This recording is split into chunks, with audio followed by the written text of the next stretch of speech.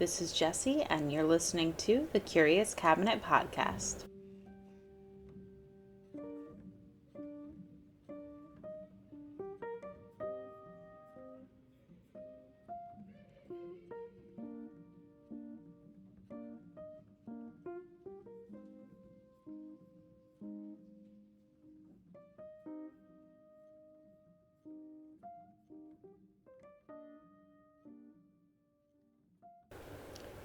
So, I apologize if you hear any background noise. It's really, really hot here, like 93 degrees outside, and I'm recording with a fan on because we don't have air conditioning. So, I do apologize if the background sounds a little weird. But last week we had been talking about the Axman of New Orleans for the last two podcasts, really. There was a lot of speculation that he wasn't just a serial killer in 1918. Some, documentaries you watch on various serial killers, they don't just kind of come out of nowhere and start killing people. So, I wanted to go over some of these other crimes that had been committed between the years of 1911 to 1917. And I talked to you about the historian Miriam C. Davis, who wrote the book, The Axman of New Orleans, The True Story. She mentions that she believes that the Axeman is someone that they referred to as the Cleaver back in 1911. But with corruption within the police department and the bias against the Italians at that time, the investigation was kind of left open and no one put the pieces together. I guess people retired and stuff. I had read that someone who was on the case was murdered, but that seems to have not been true as I was reading further on. So I apologize for that little information that was incorrect. But I think a lot of the officers only stayed for about 4 years and left. So there wasn't really too much that, got passed on to the next group of people. So we know that the targets were often Italian immigrants who owned grocery stores. During this time, there was a lot of inconsistencies as well in keeping the records as to what exactly had happened, especially because of the bias against the Italians after that lynching of those 11 immigrants in, I believed it was 1891. I think after David Hennessy was murdered, he was a police chief, and they blamed it on mafia. So they had killed 11 Italian immigrants, and there was just a lot of bias against them. The details that I could find are not all complete. So I'll give you the information that I could find about some of the earlier murders that we believe belong to the Axeman. Joseph Crudy ran a small grocery store in either the French Quarter or another nearby Italian neighborhood. A night in early 1911, either January or early spring, a man had entered Joseph's home and attacked him with an axe. He struck him multiple times in the head, and there's no information if Joseph had any kids or not. But if he did, it's assumed that they were all killed as well or severely injured. The axe was left at the scene, which was one of the Axeman's traits, but it's not documented how the intruder had gained entry into the home or if the axe had belonged to Joseph. Reportedly, there were no valuables stolen from the scene. I mean, I don't know how they would know if nobody lived, but I guess other people told them. But they believed that that was not the clear motive. Robbery was not the clear motive. The attack occurred, while the prejudice against Italian was on the rise. It's believed that part of the reason for the poor documentation is also part of the reason that the police didn't find the killer, didn't look too far into who the killer was. The Italians were also stereotyped as mafia or part of the Black Hand, which was an extortion racket which targeted Italian grocers. I have more information on that later on.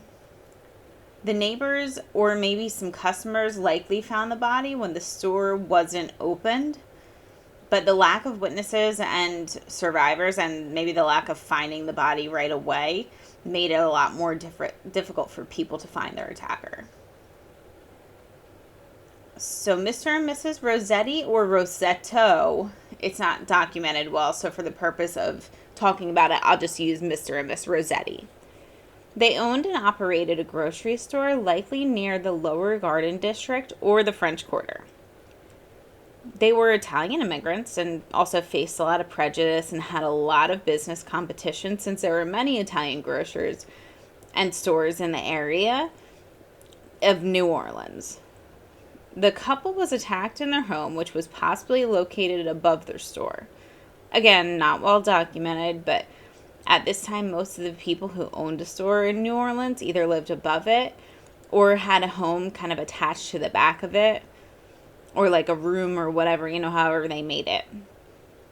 The intruder entered through a chiseled out door panel, consistent with the Axeman's methods. They were both struck in the head with an axe. Some accounts say that they had their throats slashed, but this detail is debated. If they did, it would have been similar to the Maggio case, which I talked about in part 1, because they both had their throats slashed too, and then were hit in the head with the axe. The axe was left behind, and there was no valuables taken. There's conflicting reports on whether Mr. Rossetti lived, but it is documented that Miss Rossetti died from her wounds. The brutality of this murder, the chiseled out door panel, and the lack of theft were all part of the Axeman's traits. I think that this murder was definitely committed by the same person who were doing the 1918 murders. It's just way too similar not to be.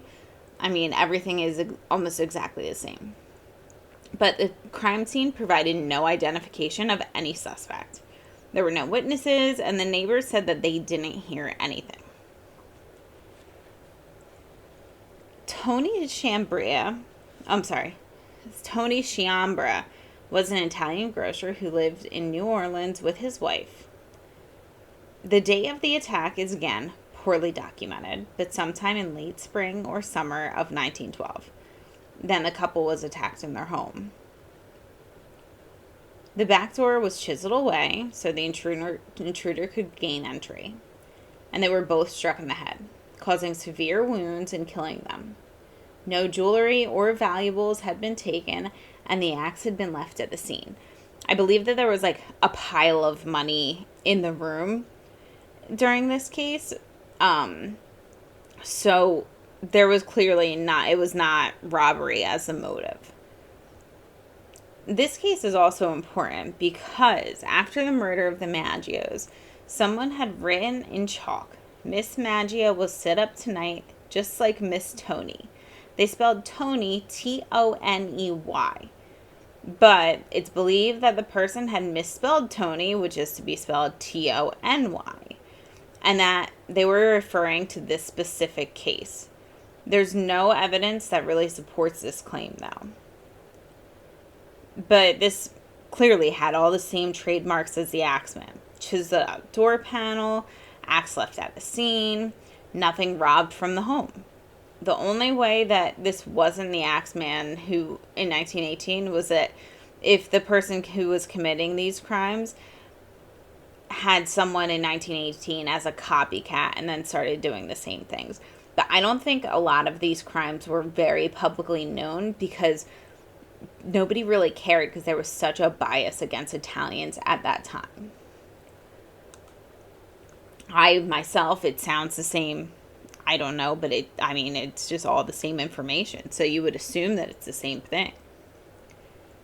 The newspaper started pumping fear into the community at this point because Italians started feeling very targeted and unsafe.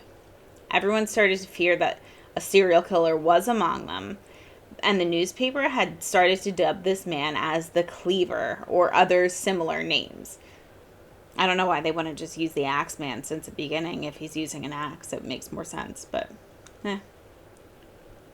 Joe Davy was an Italian grocer who owned a grocery store near Esplanade Ave. He lived with his wife, Mary, who was pregnant at the time. On the night of June 26, 1911, Mary awoke from her sleep to find a man standing over her in the dark. He demanded to know where they kept their money. When she had refused to answer, the intruder hit her in the head with a heavy, blunt object. It could have been an axe, but it's not definitively known if it was or wasn't. Some people believe that it was a lamp that was used. The injury she sustained had knocked her unconscious. The intruder then attacked Joe with the same object. It's not documented who found the couple, either police or the neighbors. Joe died from his injuries, but Mary had lived. Unfortunately, she had become too traumatized to describe anything about her attacker. She said despite the man asking for money, there was nothing significant missing from their home. The entry to the home wasn't through a chiseled out door panel, but rather a broken back door, which is a big deviation from the Axeman's usual technique. He didn't use an axe, which was another deviation, and the police still associated this attack with a repeat offender, but to me this kind of just seems like they just threw it in there and it doesn't really sound like it was the Axeman. But it could have been. Who knows? Maybe he just couldn't find an axe and that's what he did. Everyone was happy to hear about Mary's survival while pregnant, but this was another shock to the Italian community and people were frightened. I mean, he attacked a pregnant woman. That's really scary. There were even more sporadic events that occurred within the years from 1911 to 1917. Some include murders that were less mainstream and nighttime break-ins, chiseled out door panels, axes used as weapons, usually with head wounds, no robbery, mostly on Italian immigrants. But there was really not too much documentation, so there could be copycats, just like the 1918, 1919 ones. There could be copycats, who knows? The problem is how poorly these were investigated and documented. It's so hard to find really well documented information about those earlier cases, like the ones in 1918 and 1919 had so much more detail. Besides these 4 attacks, it's tough to find anything within those other years. But some people do speculate that the person was maybe either incarcerated for something unrelated or that maybe they had moved elsewhere. So, I wonder if maybe there was other murders somewhere else similar right around those times that were about the same thing in a different area. I'll have to try and do some research and really look into it, see if I can find anything that are murders similar between the years of 1912 to 1917. During this time period, it was so hard to track anyone down, especially without databases, and they did everything just by trying to match fingerprints, but they didn't have a fingerprint database, so you had to match the fingerprint with the person that you thought was the suspect. It's crazy to think how advanced technology is now with this kind of stuff. All the attacks were often in the middle of the night on unsuspecting victims who were half asleep or killed in their sleep. So trying to get a positive identification from anybody, nobody saw anything. And most of the people were asleep at night, so you didn't see anyone leaving a home or anything like that. There's no real witnesses otherwise and no evidence. So they really can't prosecute anyone for these crimes. We talked about John D'Antonio in the other podcast, who was a retired police detective. He was Italian born, and during 1918 to 1919 crimes, he spoke to the press a lot about the murders and did reflect on these earlier cases where most people didn't make the connection. He believed that the murders of Crudi, Rossetti, and Chiambra were most likely the work of the Axeman. He believed that this man was a Jekyll and Hyde type person. He thought he was a normal man by day, went to work, maybe had a family with kids, just a normal lifestyle. But then by night, he was driven by bloodlust to commit the most heinous of crimes. His comments did revive some interest in the earlier cases, but there was really no evidence gained from the older cases that could be relevant besides, the chiseled out door panel, the axe left at the scene, taken from the home, that kind of stuff. His interviews printed in the Times-Picayune papers did add fear to the community, and people did start to speculate whether there was this long-running killer on the loose. There was also speculation that this was a series of mafia vendettas or the work of the Black Hand, which was an extortion network that targeted Italian grocers. The grocers who did not pay their share of extortion money for protection would face a lot of different threats, and some assumed that murder was one of them. This was a very popular theory, but the Axeman's attack on women didn't really fit in too much to that theory. And also, John D'Antonio believed that if it was like mafia, they wouldn't leave anybody alive. And there was people who did live. The lack of documentation at this time, I'm sure, was a huge reason why these crimes were not connected to the 1918-1919 crimes. But was it the Axeman? I mean, it sounds like a couple of them were. Like I said, I'm curious. I'm going to do some research and see if I can find any information on anything that happened maybe elsewhere, like, an axe murderer. So maybe someday someone will bring some new evidence to light. Who knows? But this was just kind of a quick episode to go over these earlier crimes. It seemed interesting. So let me know. Leave a comment below if you have any questions or if you have any other information. Don't forget to subscribe to my channel and find me on TikTok, Instagram, and Facebook. And tune in for next week's episode. Thanks, guys.